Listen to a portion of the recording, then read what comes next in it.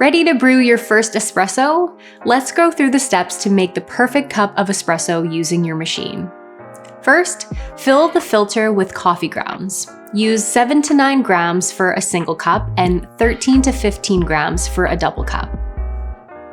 Evenly and firmly tamp the coffee grounds. Make sure the coffee reaches the max line after tamping.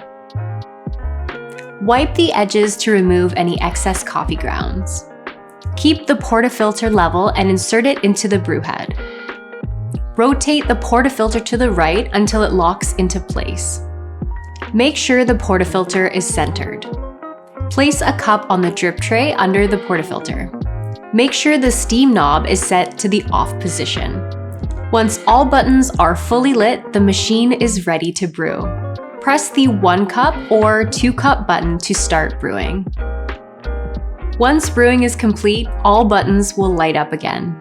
Rotate the portafilter to the left and remove it from the brew head. Wash all parts with warm water. Do not use a dishwasher. Now you've made the perfect espresso. Enjoy your freshly brewed coffee and don't forget to clean the parts after each use.